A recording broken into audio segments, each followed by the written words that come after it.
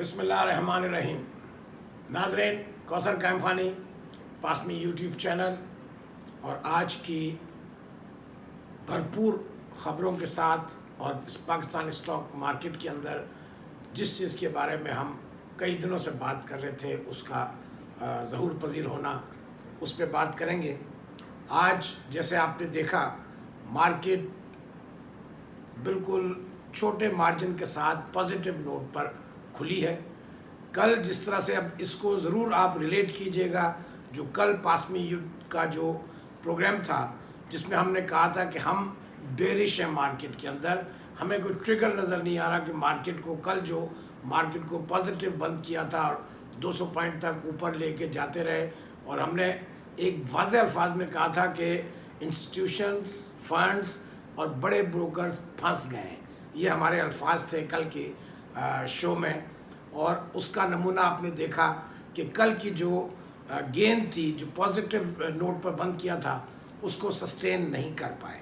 और आज मार्केट बहुत हैवी करेक्शन के साथ मार्केट ने अपने आप को एडजस्ट किया है, और जिस करेक्शन का, जो मेजर करेक्शन का हम पिछले 3 हफ्ते से अपने इन्वेस्टर्स को, छोटे इन्वेस्टर्स को वाज़ेह पैगाम दे रहे थे कि 20 और 30 जून के बीच में एक मेजर सेल आएगी, तो उस वक्त हमने उनको कहा था कि अपनी पोजीशन है उस हिसाब से एडजस्ट कर लीजिएगा।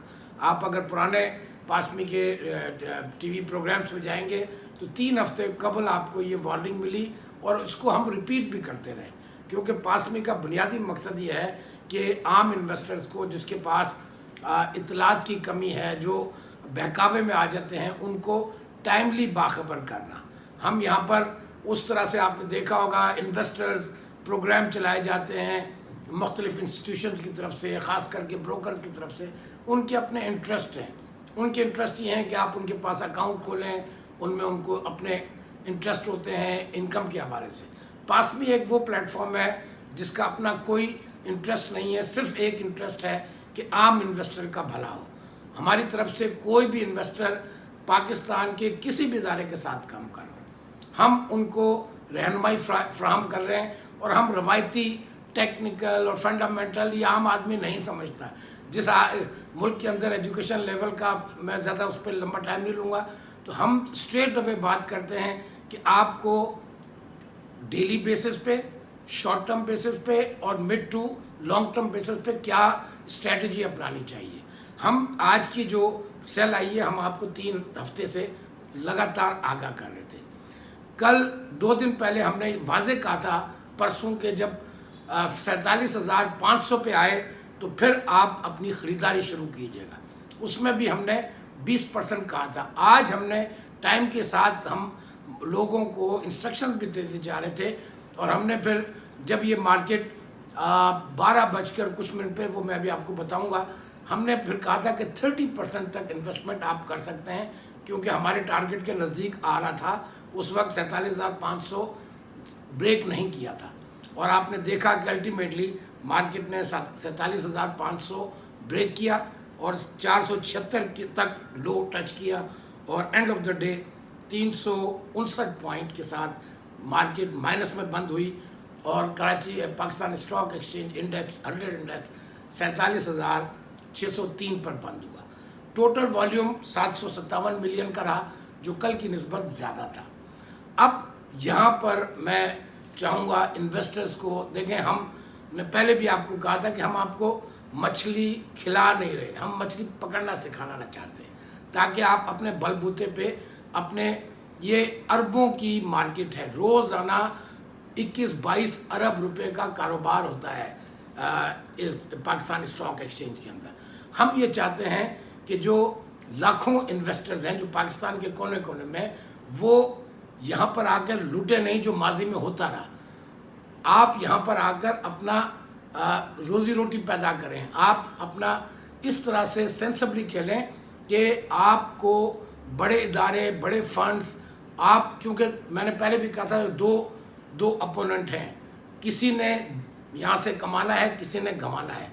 तो मेरी ख्वाहिश, पासमी की ख्वाहिश हमेशा ये रही है कि आम इन्वेस्टर कमाए, वो जिनके पास रिसोर्सेज हैं, जिनके पास बहुत ٹیکنالوجی ہے، جن کے پاس روٹس ہیں انفارمیشن کی، انسائڈ ٹریڈنگ، یہ وہ میں بہت اس میں نہیں جانا چاہتا.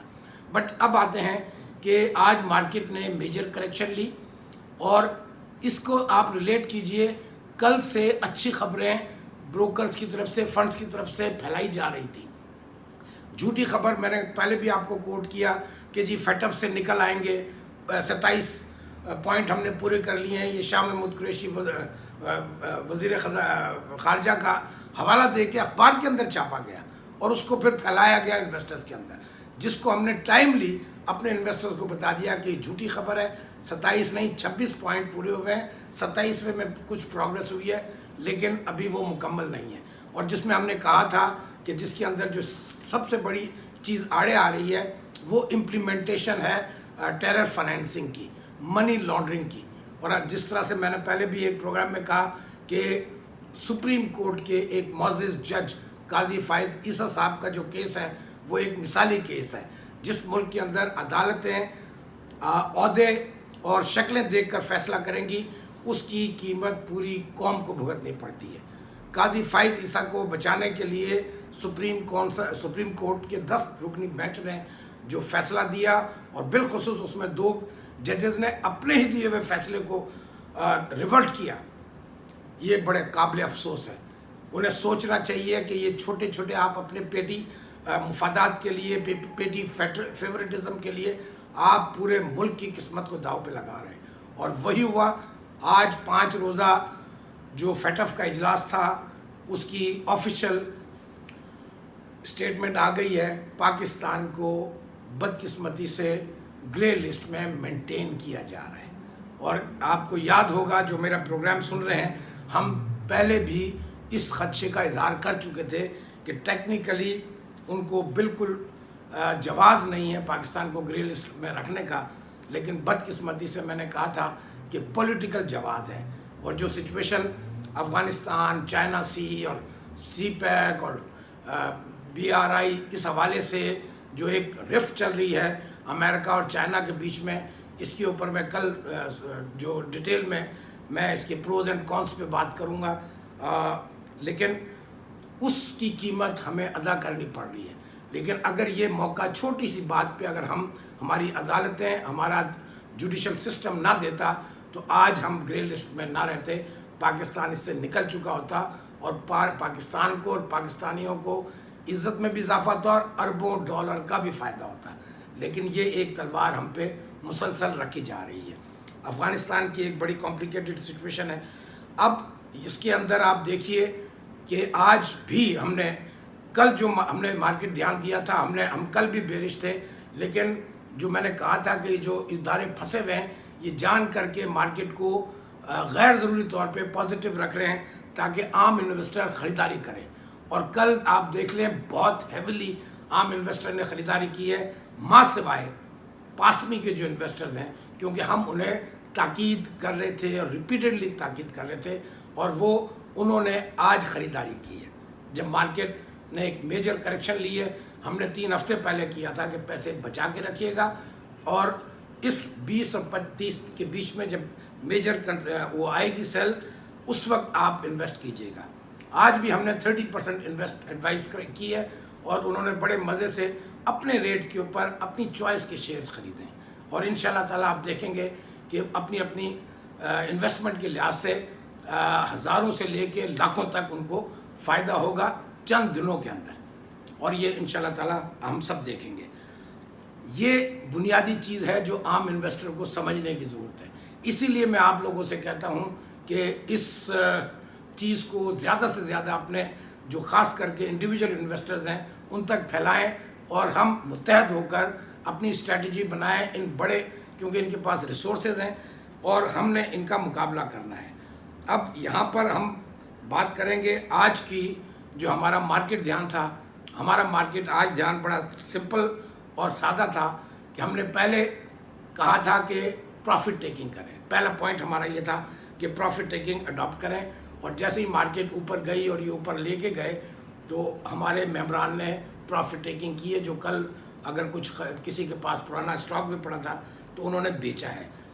اس کے بعد ہم نے ٹائم ٹو ٹائم باخبر کرتے رہے پھر ہمارا دوسرا پوائنٹ تھا کہ volatility with selling pressure will continue, اور وہ آپ نے دیکھا کہ یہ شروع کے اندر اوپر لے کے جاتے رہے لیکن خریدار نہیں تھا، اوپر شیئر جب جا رہے تھے خریدار نہیں تھا اور ہمارے ممبران بیچ رہے تھے، اور پھر وہ پریشر آیا جس کی ہم پہلے سے بھی کہہ رہے تھے، اور آج بھی ہم نے دوبارہ اگر آپ دیکھیں 9:27 پہ 9:04 پہ میں نے مارکیٹ دھیان دیا تھا مارکیٹ کھلنے سے پہلے، 9:27 پہ میں نے پھر ریپیٹ کیا ہے کہ observe the volatility, big wigs trying hard to keep PSX index in green but failing to sustain.